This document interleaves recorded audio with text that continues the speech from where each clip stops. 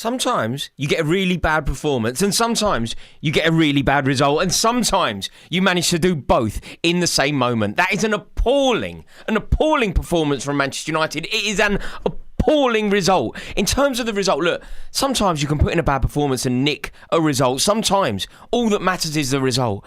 But the performance today against Brentford is such a poor team. We have mocked Brentford. We have derided Brentford. Brentford appointed a set-piece coach as their main manager.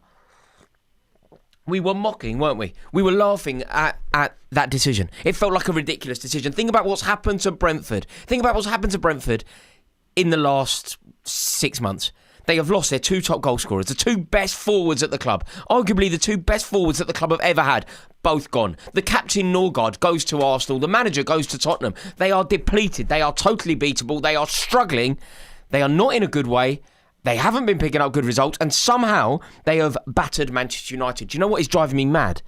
Somehow this Manchester United team beat us last week. What does that say about Enzo Maresca? What does that say about Chelsea's ambitions this season? What does that say about who Chelsea are? This Manchester United team are woeful. It's 1 step forward, 10 steps back. You beat Chelsea, and the only way that result was going to be significant, the only way that result was going to actually matter is if you use a result of that magnitude, beating Chelsea in the way that they did.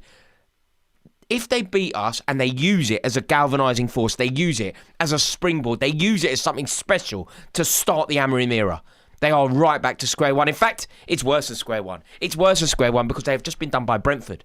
Brentford could and possibly still will go down. It's not an extreme thing to say that Brentford are likely to go down. And yet somehow, I honestly cannot believe it, that they have turned Manchester United over. They have turned Manchester United over easily. And anyone that is moaning about what happened in the game, anyone that is moaning about the potential sending off, I just think it is absolutely ludicrous. It is so bad for Manchester United. It is so bad for Ruben Amorim. It was a dismal performance. Really bad. Selection, wrong. Tactics, wrong. Personnel, wrong. Instruction, wrong. He literally got it all wrong. And anyone that wants to talk about Nathan Collins is completely and utterly missing the point. I don't care. Bruno Fernandes having a penalty saved in the most significant of moments. You know, I've heard Manchester United fans moaning about the delay. The delay. But let's face it. Manchester United never looked like equalising. Manchester United never looked like getting back into the game. Even when it was backs against the wall time, I was watching it and I was hoping that Manchester United were going to get beat. At no point did I ever believe that Manchester United were going to find their way back into the game. At no point did I ever believe that Manchester United were going to equalise. In fact, I always felt like Brentford were going to score again. Rob Brown in the Super Chat. Why do you sound so happy in your voice with that United performance? You couldn't even say it without a smirk. I mean, yeah, I completely agree. I am over the moon. I am genuinely happy. And part of the reason that I'm happy isn't because I don't respect the Manchester United institution. I do. I like Manchester United to be a strong club. They are a strong British institution of football with a true history and true heritage. But I think Ruben Amorim is a chancer. I think he is a chancer, and I find people who approach the game in his way so annoying. I mean, Amorim still hasn't won back-to-back games in the Premier League. That is just a woeful stat. They are genuinely on course for relegation. That is who Manchester United are under Ruben Amorim. They are a team capable of going down. They are a team capable of flirting with relegation. If they don't start getting some points on the board soon, that could genuinely become a potential conversation that we need to explore. Are Manchester United going to go down under Ruben Amorim? Because do you know what I find so annoying about managers like Amorim? And it isn't only Amorim. It's that bozo up at Glasgow Rangers. It's Graham Potter, who has rightfully been sacked. You know, these managers who try and present football through a different lens, and they kind of pretend that if you don't see it their way, you don't quite understand football. You're like, shut up, you mug. You're a Burke. If you genuinely believe that there is victory in defeat, if you genuinely believe that there is a good thing losing games, if you take victory in XG stats, if you take victory in possession stats, you're a mug. And Enzo Maresca is cut from similar cloth. I just find it so annoying. Do you know what else I find so annoying? Those kind of, not necessarily those managers themselves, but you know the kind of fans that like Potter, the kind of fans that like Russell Martin, the kind of fans that like Ruben Amorim, the stat people. They are so sneery to the proper winners of the game. They would laugh at Jose Mourinho. Genuinely, you know those stat idiots? There's millions of them on YouTube. Stats. Never ever stood in an away end themselves. Never ever actually committed to the game. And they just bang on about stats and they read pie charts and they're not proper football people. Those people love Ruben Amorim. This is a massive V sign to them. Because those are the kind of people that prioritise people like Amorim and they see him as a visionary. And they try and go left field, don't they? They go, who's the best centre-half of the Premier League era? And someone will go Yap Stam and someone will go John Terry and someone will go Rio Ferdinand. They'll always go, I think it's Nemanja Vidic, and they'll give some mad statistic to prove it. This defeat for Amorim is a massive, massive V sign to them. But I am telling you this now. If Manchester United do not act, they could genuinely be relegated. If Manchester United do not get rid of Amorim, there is genuine possibility that they go down. Ruben Amorim is completely and utterly out of his depth. And I'm not blaming Amorim for everything here, because on some level, I sort of appreciated the appointment. If nothing else, I kind of appreciated the appointment. And I think Ineos, Sir Jim Ratcliffe, I think they kind of deserve it. You know, Rob Brown in the super chat there is talking about the smirk. Yes, I am pleased on some level. There is no doubt about it. But the reason why I think it is interesting, and we have to acknowledge that the appointment wasn't quite as bad as everybody is making out, is because at the time it looked good. Sometimes you can do something, you can make an appointment that is a good appointment. It doesn't necessarily turn out to be good, but it doesn't mean that it's wrong at the time. It was a noble, progressive, thoughtful appointment that has gone wrong. So now, the only thing worse than these decisions, you know, when you make a wrong appointment, is when you stand by it. Like, why is Russell Martin still in a job at Glasgow Rangers? And I extend that courtesy to Ruben Amorim. Why is Ruben Amorim still in a job at Old Trafford? I ask you, genuinely. I'm hoping that we have some Manchester United fans in the chat. By the way, if anyone is watching this and hasn't clicked like on the stream, could you please do me a massive favour? Drop a like. It really does help me out. If you would be kind enough to just like the stream, it really, really does help me out. But help me out here, right? If you're a Man United fan, even if you're not a Man United fan, if you believe that Amorim can come good, if you believe that Amorim is the right man to lead Manchester United, if you believe that Amorim deserves a little bit more time, a little bit more respect, and ultimately can steady the ship, can you explain it to me? Can you please get in the comments now and just tell me why you believe Ruben Amorim should remain at Manchester United? Because if I am completely honest with you, do you know what I believe should happen? Do you know what I genuinely believe should happen? I don't think Ruben Amorim should travel home with the squad. I think he should be sacked in the tunnel at the G-Tech. I think he should not be allowed to see the squad again. I think he has demonstrated behaviour that is seriously, seriously sackable. Will Fowlman in the super chat has said, Chelsea lost to this guy. Mate, that's what I just tweeted. I literally just tweeted it out, going, I cannot believe that we lost to this Manchester United team. Not only did we lose to them, they beat us. They we were well beaten. We had the opportunity to win the game and our manager bottled it. We have a manager that is out-thought, and we have a manager that is out-fought by Ruben Amorim. I mean, Brentford fans don't say that. Yeah, there's not many fans of clubs anywhere in the country that would say that. Ruben Amorim out-thought their manager. Ruben Amorim out-foxed their manager. Ruben Amorim can't out-fox anything. Ruben Amorim is very unlikely to out-fox the Queen's Park Rangers manager. And yet somehow he's out-foxed Enzo Maresca. That, though, is a conversation. It's an interesting conversation. And the issues around Enzo Maresca need to be explored. But today, at the moment, what we have to focus upon is Manchester United being so out of their depth. Manchester United looking as woeful as they possibly can. Brentford beating Manchester United. To put Ruben Amorim on the brink of his job, surely. I mean, there is just no escape for Ruben Amorim here. There is just no escape. I mean, anybody that is trying to come up with any sort of explanation as to why he deserves his job, I just don't think they get football. He must be sacked. He must be sacked now. And I don't want Manchester United to be great again. I don't want Manchester United to succeed. But I guarantee you this. They will not succeed with Amorim in charge. So they have to do something. They have to operate. Off the back of beating us in the way that they did. Like, you would have thought that beating Chelsea, the club world champions, a team that people think could easily finish third in the league, a team that people think could easily win silverware this year, Ruben Amorim needed to use that and somehow show that it was working. Somehow show that he was the man for the job. Somehow show that he could use a victory like that to soothe the anxieties of Manchester United fans around the world. Imagine how it would have felt in the pouring rain last week, watching Bruno Fernandes score against Chelsea, watching Chelsea make a pig's ear of it and taking the 3 points. The Stretford end in the pouring rain would have been buzzing. Wherever you were watching the game, if you are a Manchester United fan, I'm sure that you were buzzing. How can you take that tonic How can you take that moment and somehow go to Brentford, which is a gift of a fixture? It's the dream fixture, isn't it? When you beat Chelsea, unexpectedly, when you beat Chelsea at Old Trafford and you really want to win a couple of games in a row, who do you want your next fixtures to be against? You've beaten Chelsea at Old Trafford. You have to pick an away game. Who do you pick? I swear to you, you pick Brentford, don't you? If I said to you, pick an away game that you definitely win, I think you pick Brentford. And yeah, I'm with you. I'm glad to see this. 70% of you lot, the subscribers on this channel, you have got the mental capacity that I like to see. 70% of you think that Ruben Amorim should be sacked. Although, rather troublingly, that also does suggest that 30% of you think he should stay in a job. I mean, I just don't get it. I mean, Manchester United's winning streak stopped at one game again. One game. Their winning streak stopped at one. I mean, they just are ridiculous. Weren't they beat at Brentford last year? They were. How can they keep getting beat at Brentford? I mean, that performance from Amorim, it was just lacking in absolutely everything. Like, when you think about what a manager should do, when you think about what his responsibility is, he's picking the team.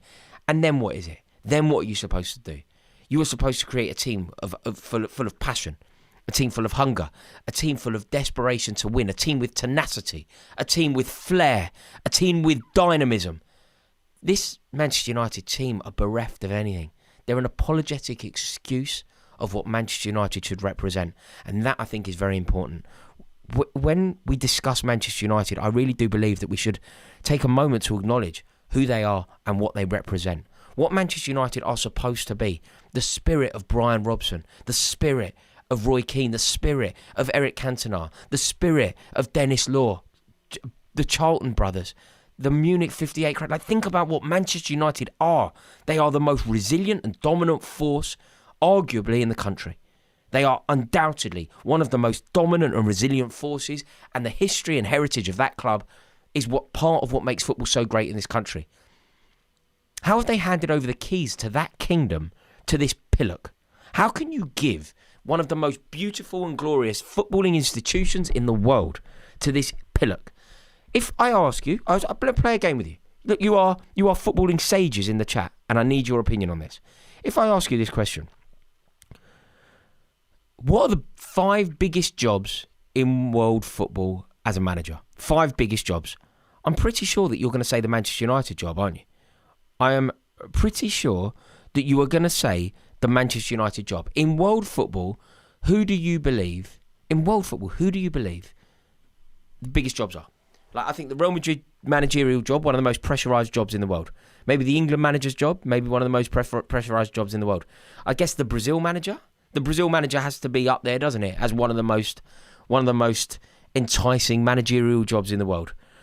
The Liverpool manager, one of the most managerial excellent jobs that you can get. And then I think the Manchester United manager. I genuinely believe that the Manchester United manager, the role of Manchester United manager, is in the top 5 jobs in world football. And they've given it to this bozo. And I'm not blaming them for giving it to the bozo. At the time, it was a good appointment. At the time, it was an interesting appointment. Sometimes you can make good appointments that don't necessarily work out, but it doesn't make them bad appointments. What makes them bad appointments is when you persevere with them. What makes it bad appointments is when you hang about with them, and that is ridiculous. Nico in the chat is saying, in the super chat, thank you for your super chat, Nico. He says, how on earth did Chelsea lose to this dross? Because we've got our own problems, mate, and we can talk about that another day. We can talk about Enzo Maresca at great length, and we most certainly will. We also have one here from the Juma Art who says, midfielder needed more than strikers for the 3-4-3 system. Do you know what? I find this system chat so annoying.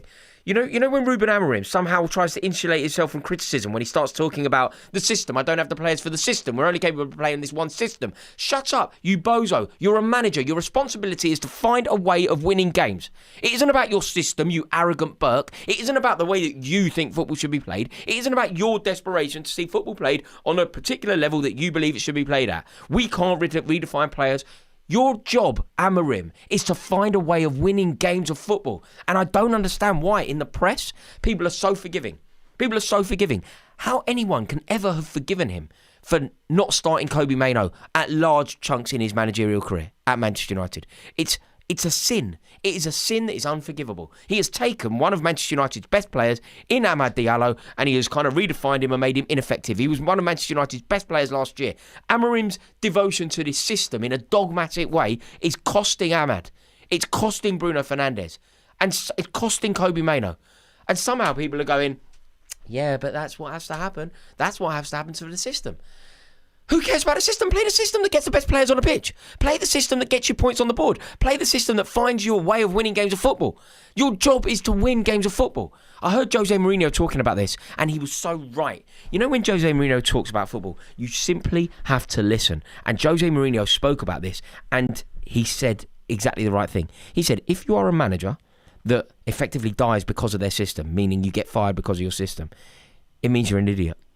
You cannot devote your life to your system when you do not have the players to play it. Also, your job is to find a way to win games.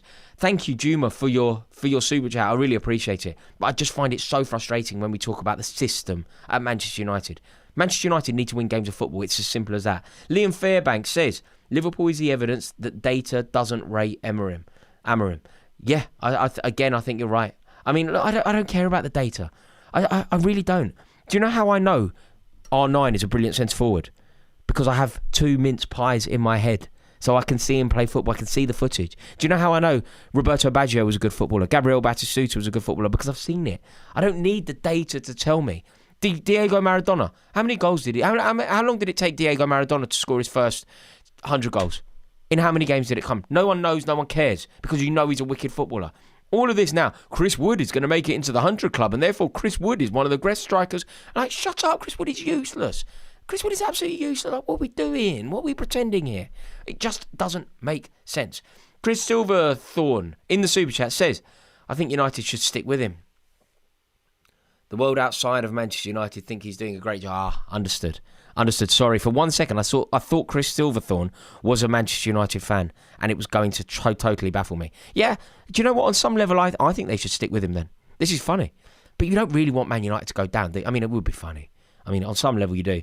But you also want a powerful Premier League. It's one of England's best ever footballing institutions. You don't really want them playing on a Tuesday night against Sheffield United, do you? In the Championship. You don't really want that. Sully Griffin says, hello from Boston, Rory. Isn't Ineos and the Glazers also capable for this? If Amorim had been brought in the summer instead of last November, would he have been a better option? Have they backed him? Yes, they've backed him. And you cannot insulate Amorim from the criticism here. Could you possibly argue that maybe they could have rolled the red carpet out for him in a slightly better way? Maybe you could argue that Amorim should have been brought in the summer when he wanted to be. Maybe you could argue that they didn't buy him a midfielder. But he has Kobe Mainoo at the club and he doesn't play him. He has Bruno Fernandes at the club and he plays him out of position. He has Amad Diallo at the club and he plays him out of position. Also, they have a better squad than Grimsby. And they got battered at Grimsby. See what I did there? It's called a pun. I don't think there is any kind of conditioning, Sully. You really are being so generous, and it's an interesting angle, but you really are being so generous to Amorim. Like, do you honestly believe that if he had been brought in the close season rather than midway through a season, do you honestly believe that it's different? Do you honestly believe that he's won 2 games in a row? I don't. He's had a full summer now. He's had 50 games at the club. Over 50 games. It's a lot of games, you know. Michael Lamb in the Super Chat says, who can break this doom loop? They can't spend another 200 million. Do you know what? I feel like I know the answer. I really do. I feel like I know the answer to Manchester United's problems. And this is why it makes you wonder. You know, when I was young, I don't know if you've had this moment. When I was young, I always used to think that people that were in strong and prominent positions, powerful positions, I always used to think that they were excellent. And it was so wrong. And because now I've got a bit older and I've had a little bit of luck, I kind of meet these people. And everyone in the world is so average, I swear to you. You can go and be anything. You're so much better than the people that are actually doing the job. I swear it.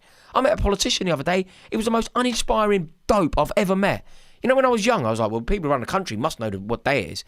Dumb. And I'm telling you, the Manchester United board, just because they're billionaires, they don't know what day it is. They honestly don't know what day it is. They will persevere with Amorim when the answer is looking at them straight in the face. So I'll tell you what they need to do. And if they made me a board member and paid me a couple of $100,000 a year, I would tell them this, but I'll tell you for free. Go and appoint Andone Areola. He is the governor. He is clearly an excellent manager. He is clearly cut out to be at a brilliant club. And there is no doubt about it that the next time a super club becomes available, whether it's Bayern Munich, whether it's Barcelona, whether it's Real Madrid, whether it's Paris Saint-Germain, Andoni Iraola will be top of that list. How can we have a situation in this country where the Bournemouth manager is so much better than the Manchester United manager? All Manchester United have to do is go and appoint a serious manager and then become a serious club. It's exactly what Tottenham did. They went and appointed a serious manager and then they became a serious club. Edwin Gonzalez in the super chat here says the 30% are Liverpool supporters. Yeah, and certainly one Chelsea supporter in that. No doubt, Edwin. Thank you for your super chat and supporting the channel the way that you are. Saint Blanco says Amorim doesn't help himself. But how can it all be on him when these players can turn it on and off whenever they please? They can't turn it on and off whenever they please. When do they turn it on? All senior players disgusting. No, Saint Blanco. We could have a conversation about the professionalism of the Manchester United squad. We could have a conversation about that, no doubt. But Amorim is responsible for coaxing the performances out of the players. We give managers credit when their team plays well. When their team plays badly and they get slapped up every week, the manager has to take responsibility. Do the players need to take some responsibility? Yes. But we cannot insulate the criticism from Amorim. I'm just sorry, we cannot do that.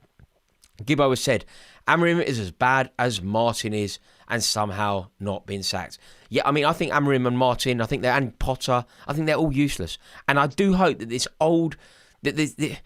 new wave of managers, this new wave of like footballing thinkers, like Russell Martin acting like he's some sort of geezer. All right, lads, all right, son, you're from Brighton, you pillock, and you're a bozo and you're getting beat every week. Yeah, all right, acting like a major geezer. Like, how do these managers end up in big jobs, failing upwards?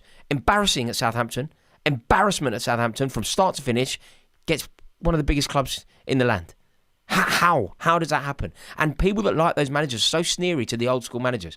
Like, if you were to ask someone, who's a better manager, Amorim or Tony Pulis? Everyone would laugh, wouldn't they? Everyone would go, Amorim, don't be silly. Pulis is 10 times a manager. Pulis has forgotten more than Amorim will ever know about football. Amorim's next job, I guarantee you this, Amorim's next job will be at a club like Vitória in the Portuguese league. He'll be at Cadiz in La Liga. He will be at Espanyol. He will not be anywhere. He will never ever manage a club with the prestige and brilliance of Manchester United ever again. And Russell Martin will never get a job in football again. At best, Russell Martin goes to Forest Green Rovers. At best. Because he's not a football man, he's not a football manager. Yeah, all right, son, yeah, acting all like a geezer. You're from Brighton. Yeah, winds me up. Really does wind me up. Warren Hussein, what's happening, sir, says, I don't believe Manchester United are a factor in worldly football anymore. Ooh. Take the Ferguson era away, and what's left? They'll eventually fade from significance. Warren, I completely disagree with you. I think it's amazing the power that Manchester United have. And I think it is a demonstration, considering how bad they have been for 15 years, it is a demonstration of quite how powerful they are. They are undoubtedly one of the two biggest footballing institutions in this country. They are undoubtedly one of the top 5 biggest footballing institutions in Europe. Think how big Arsenal are. Think how big Chelsea are. Man United are far bigger than both Chelsea and Arsenal. Far bigger. They are far bigger than both Chelsea and Arsenal. The Liverpool thing, I think, is neck and neck now, and I actually believe that Liverpool might have eclipsed them with recent success and the way that Manchester United have gone. And the fact that Manchester United and Liverpool are in a race for 21, whoever wins that race, it's going to be big. But Liverpool's European record blows Manchester United's out the water. But there is no doubt about it, absolutely no doubt about it, that Manchester United, whatever form they're in, are a behemoth football club, incomparable to anything that you're talking about. Like, Manchester United would be bigger than, I don't know, I could probably say 4 clubs, and Man United would be bigger than the 4 clubs combined. Big clubs as well. Everton, massive club. Combined with Villa, massive club. Combined with Newcastle, decent-sized club. Combined with West Ham, decent-sized club. Those 4 clubs combined, Man United are bigger. Still. So there is no doubt, Warrenter, there is absolutely no doubt that Manchester United are still a behemoth. Can I ask anyone watching this, by the way, if you're enjoying it even a tiny bit, would you do me a massive favour and click subscribe? It would be an honour to welcome you into this community. I love going live. I love having the back and forth with you. Thank you to everybody for tuning in. Really enjoying it. So if you would click subscribe, it really does help me out. And if you'd like the video as well, if you haven't yet, please do consider it. Carl DePore says 100% I want Manchester United playing in the Championship. Yeah, fair enough. Do you know what? I would as well. I would for 1 year. I would for one year. The GGMU in the super chat says, where do I go from here, Rory? I am dead inside. GGMU, the clue to who he supports is in his name. Yeah, there's not much GG in the MU, is there? You'll have to change your name from GGMU to just MU. No, I agree. I think it's a new low, actually. I do think it's a new low because today is the day that we know Ruben Amorim can't turn it around. Like, you know, up until today, there has been a possibility that he could be the right man for the job. Up until today, there was a belief that maybe he could get it right. And even I said, I've been saying sack him for ages, but I also said, off the back of beating us last week, beating Chelsea in the way that they did, if he is ever going to get it right, it is beating Chelsea, beating Brentford, beating Sunderland. Once you beat Chelsea at home, you've then got 2 dream fixtures that you have to win. Suddenly, you've taken 9 points out of 9, you've got 3 wins in a row, you're moving up the table. Suddenly, maybe, and they are right back to square one. They're not even 2 steps forward, like 1 step forward, 2. Where is it? 2 steps forward, 1 step back. They're not even doing that. It's a giant leap back. They have gone nowhere. They've gone absolutely nowhere. Beating Chelsea in the way that they did was completely and utterly insignificant. Like, if you cannot follow up last week's victory to calm the nerves of the Stretford end, what is the point in doing it? Really, really poor. Ellie in the super chat says the big problem with sacking him is due to his system. You have to give a 3-4-3 if you don't spend a fortune having to buy new players for a new system. Maybe they snag Conte. That's bad news written all over it. I think they should snag Conte, to be totally honest with you. I really think that they should. I don't think they will, and weirdly, I have no idea why. But some Manchester United fans seem fairly hostile to Antonio Conte. Ellie, by the way, that is unbelievably generous super chat. Thank you so much, Ellie. Really, really appreciate that. Supporting the channel immensely there. But look, the Conte suggestion, I think that Antonio Conte is an elite level manager. Antonio Conte is one of Chelsea's best ever managers. But I talked to a good friend, you'll know him, Adam McCullough. And for one reason or another, Adam McCullough is so anti Ruben Amorim. I don't agree with it. So anti Antonio Conte to replace Ruben Amorim. He doesn't want him. He doesn't like him. He never wanted him before. You know, when it was Ten Hag, Pochettino or Conte, I was saying it's got to be Conte. It's just got to be Conte. And he wanted him bottom. Conte is one of Chelsea's best ever managers. He's wild. He's unpredictable. It possibly ends in disaster. But Antonio Conte is the closest thing to a great that Manchester United could get. Antonio Conte is the closest thing to a guaranteed title that Manchester United could get. If they are going to go down that road of the proven elite level managers, Conte, I think what they should do is build from the ground up and go for the next best thing. And the next best thing, in my opinion, is Andone Iraola. Go and get Iraola. But Ellie, great shout. And I agree with you. I think Conte would be amazing at Manchester United. Scott Elson in the super chat says, problem is they invested in him. He hasn't earned the amount of faith they gave him with summer transfers. He has to stay. The squad is built for him. It isn't, though. Another manager would struggle just as much. I don't believe that. I really don't believe it. Scott, this is the beauty of football chat. This is the beauty of this YouTube channel that I love so much. This is the beauty of the community that we're building. We can have a back and forth. We can learn from one another. We can have an argument. We can have a disagreement. We'll do it politely. But I disagree with every word you said there. I really do. I don't think they have to stick with him. I don't think the squad has been built for him. Not at all. Not at all. That squad has been built for anyone but him. If you look at the players that are assembled in that squad, I would say that it's built for anything but the system that he plays.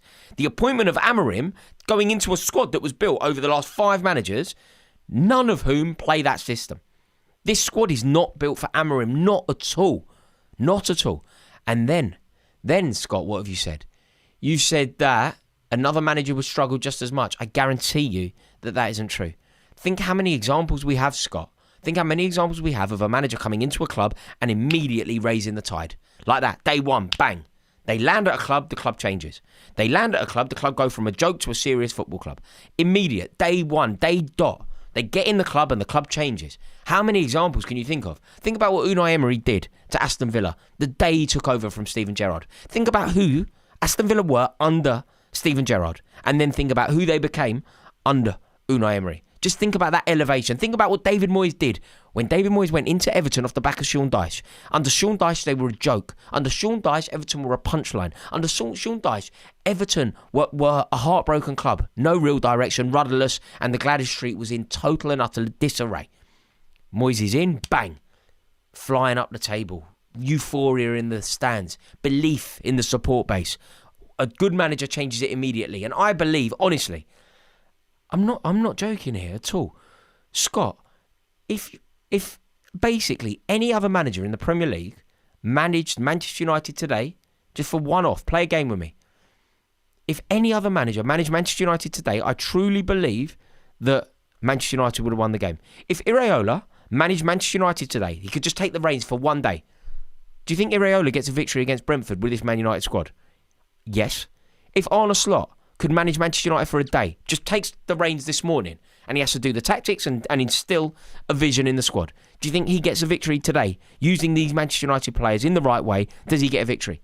Does Thomas Frank? Yes. Does Mikel Arteta? Yes. Does Oliver Glasner? Yes. Does Marco Silva? If Marco Silva was the Manchester United manager today, just today, Marco Silva, does he get a result against Brentford? Yes. Does Guardiola? Obviously. Does Regis Lebris at Sunderland? Does he? Almost definitely. Does Eddie Howe? Almost definitely. I feel like you could go through basically every manager that you can think of, I truly believe would find a way of securing victory today. The only manager that actually wouldn't, maybe Maresca would get done. And maybe, I mean, look, I actually believe that every manager in the league, I'm honestly trying, would Scott Parker find a way of beating Brentford with this Manchester United squad? I honestly think he would. But that's the beauty of football, Scott. Thank you for your super chat. Dan A says, as a Manchester United fan, we need to sack Amorim now, get Ancelotti ASAP while he's available. Sometimes, sir, the simplest answer is the correct one. Sack a clinically proven rubbish Premier League manager, appoint a clinically proven brilliant Premier League manager. Like, Carlo Ancelotti won the double with Chelsea. We've only won the double once in our history. In our entire history, we've won it once. Carlo Ancelotti, wallop, scored over 100 goals that season. Sometimes just go and get a good manager. And you are absolutely right. Simple answer can well be the right one. Love that, Dan. Uzi Boy says, force Van Gaal out for Jose, then force Jose out for Pogba. Now look, the club are in the bin. Go and get a serious manager and then listen to him. It's not hard. You lot know what you're talking about. You know exactly what you're talking about. I completely agree. Get a serious manager in. Know that the manager is serious as well. Proven track record. Proven track record. Ruben Amorim didn't have a proven track record. He'd never competed in a league that was serious. Yeah, I do completely agree with the Uzi Boy. The Jumarat says, as a sporting fan, seeing this is sad and hilarious. I would say that it's only hilarious, but I'm not a sporting fan. But yeah, I can imagine how you feel about it. Kieran Rainbow says, thoughts on Super Frank Lampard's unbeaten start. Super Frank Lampard is an icon. A great at a game, and one of my favourite people to have ever lived. And it's delightful to see him doing so well at Coventry City. And I do hope Coventry City are promoted. Bainesy Beans says, Amorim making the same mistakes all the time. The players not giving it everything and downing tools. The circle continues. Yeah, I completely agree. I completely agree with that super chat. Amorim is making the same mistakes all the time. And do you know what? He has told us that he will never evolve. He has told us that he will only make those mistakes. He has told us that he will not deviate from his system, and his system are costing. His system is just costing him massively. It's costing Manchester United massively. So yes, I completely and utterly agree that it is just not good enough. It really doesn't make sense. And the sooner that Manchester United sack Ruben Amorim, the better. Mage Dude says, genuine question, could a relegation be one of the best things to happen to Manchester United? A fully forced reset? No, sir, no. You know, this there is a weird glamorisation that occurs when football fans, particularly football fans of big clubs, football fans of Premier League clubs, when football fans of big Premier League clubs talk about the Championship, talk about relegation, they weirdly glamorise it. It's almost an epidemic. When people talk about football, it's something that seems to occur a lot. I've heard Chelsea fans say, "Oh, it'd be great to go down, get rid of all the tourists. It'd be great to go down, reset the club, get rid of all of the fraud players, get rid of all of the mercenary players. They won't want to play in the Championship. We can kind of reset the club." I reckon for about 2 weeks it would be enjoyable, and then all of a sudden you are going to some of the most uninspiring away days. You were going to Preston North End on a Tuesday night. You were going to Blackburn Rovers. You were going to Oxford United on a Saturday, rather than going to Old Trafford, rather than going to Anfield to try and beat Mohamed Salah, rather than going to Man City to try and get one over on Pep Guardiola. You are going to Watford. No one wants to go to Watford ever. Good ground, Vicarage Road. Good away end as well, actually. In fairness, it's one of the games I would quite like to go to because it's a very good away end. Solomon Kalou in the last minute with a header. Ground went mad. Yeah, that was a good day. That was a really good day. Sully Griffin says, just playing devil's advocate, honestly, as a Liverpool fan, I'm enjoying this immensely. Yes, Sully. I can imagine. It is thoroughly enjoyable. Ranveer Singh says, Bruno should have been sold in the summer. Yeah. Bruno should have been sold in the summer, but at the time I didn't think that. Sometimes we have to admit we get it wrong. Like I say, we always have the back and forth. We've got to be open and honest with one another. When Bruno Fernandes was linked with Al Hilal, I thought it was a terrible, terrible suggestion for Manchester United to sell the player. But I don't work in the recruitment. I don't know the man. Somebody needed to see that it was time to sell him. Sell players at their right point. Sir Alex Ferguson was a genius for doing that. He would always allow the player to leave at the right time. Beckham left at the right time. Jaap Stam, different circumstance actually, bad example from me. Mark Hughes, got rid of Mark Hughes at the right time. Keep the squad fresh, keep the players moving, keep the standards as high as possible. You are absolutely right that you have to do that. And Bruno should have been sold in the summer. But is Bruno Fernandes the problem? Or is the system the problem that doesn't get the best out of Bruno Fernandes? Like, Bruno Fernandes is obviously the best player in that Manchester United squad, isn't he? Like, he's still the best player in the squad. They just can't get the best out of him. And why can't they get the best out of him? Because of the stupid Amorim system. A new manager comes in, Bruno Fernandes scored 20 goals this season. Do you agree with that? Let me know, Ranveer. V says, Ruben, it's time, man. It sucks, but this is Premier League football. Manchester United fans know you'll do better at your next job. I don't think so. His next job will be, he will go to a really, really average Spanish club. He will go and be Celta Vigo's manager. He will go and be Cadiz's manager. He won't get a big job. He won't even get like a Bilbao. Nah, absolutely not. Absolutely not. I don't think that he'll do better in his next job. Robert says this manager is useless. Sack him today. Agreed. Do you know what I actually said earlier, Robert? I said that he should be sacked in Brentford. The team should travel back to Manchester without him. Should be sacked in Brentford.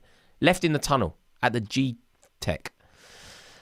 Sack him today. Disgraceful tactics. He has lost the players already and we will get relegated with him. Get Antonio Conte in now. That's the second Antonio Conte shout. He's a great manager, Conte. He will galvanise your club beyond recognition. A Centeno says, do you think they will regret not pulling the trigger to sack Amorim now that Nuno has landed in West Ham? No, they wouldn't have gone for Espirito Santo anyway. No way. Like, Espirito Santo is a good manager, but he's not a good Man United manager. He's a good Forest manager. He's not even a good Tottenham manager. I'm not even sure he's a good West Ham manager. Like, no, he's not a good Man United manager. I wouldn't worry about that too much. A Centeno. Nagy says, those who voted to keep Amorim in your poll are trolls. I'm a Liverpool fan. Why would I want him gone? I'm enjoying the Man United meltdown so much. Yeah, I mean, I agree. Be honest, Nagy. Did you vote to keep him then? Have you been affecting the legitimacy? Have you been corrupting my poll with insider trading? It was aimed at Manchester United fans. Do you think he should be kept? And what did you do? You got involved. Say keep him. The Heretic said, honestly, I think Manchester United should adopt Chelsea's policy, sign young players and develop them. Every veteran player who joins Manchester United forgets how to play. Look, there is something to be said for signing young players, of course. But there's also something to be said for signing experienced players who are good footballers. So I'm not convinced that you should want Chelsea's. Chelsea are not set up to win trophies. We're set up to make money. They're very different things, and it's quite disheartening, actually. Can I ask you a massive favour? Could you please click subscribe? If you're enjoying this, please do click subscribe. I've just had a brilliant, brilliant afternoon talking to you. So I really do love doing these. I have to have a community here in order to go live. I need you lot here. So if you would be kind enough to click subscribe, it would really, really help me out. It would be an honour to welcome you into this community. That is for sure. I'm just going to go back into the super chat. It's from the Awesome LA, who says, I feel that Brentford won't get relegated. We drew against your team and won against Manchester United. You just don't like Brentford. Do you know what, though, Awesome LA? It's not I don't like Brentford. It's just I don't recognise the legitimacy of Brentford. But I tell you this, I would love all 3 promoted teams to stay up. I think it would be a great achievement. And if that happens, then we're going to need 3 teams to go down, right? If 3 teams go down, who are they going to be? Who are they going to be? Gosh, a super chat has just landed here from Garrett Thomas, who says, Manchester United just need players in to raise the ceiling. Some players, I think, would up their overall quality. Connor Cody, Ryan Fraser. This is a troll. I am calling this early.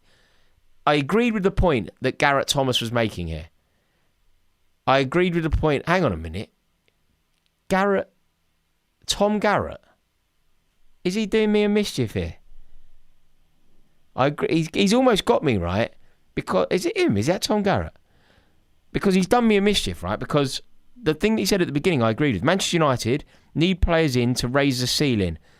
Yeah, I agree. I think that sometimes signing players, those statement players, those marquee players that know what the standards of Manchester United should be, know the history of the club. Sometimes having those players around the camp can elevate the tide. So I agree. I'm feeling like I'm being trolled though with some of the suggested players. Obviously, I don't think Manchester United should sign Connor Cody. Obviously, Connor Cody on his best day wasn't good enough to play for Manchester United. Obviously. And I'm beginning to wonder if that's Tom Garrett. How can I find out? I'll subscribe to Tom Garrett. Is it him? Is that Tom Garrett? Who knows? I don't know. This has been fun. It's been emotional. And I appreciate every single one of you for tuning in. Before you go, would you please do me a massive favour and click like? Could we nudge that like tally to 800 likes? If anyone is watching and hasn't yet clicked like, if you would be kind enough to click like just before you go, really does help us out. Please do consider joining the community. I'll be going live a bit later on again today. So click subscribe, put the bell on so that you get notified when we're live. And I look forward to seeing you all then. Ta-da.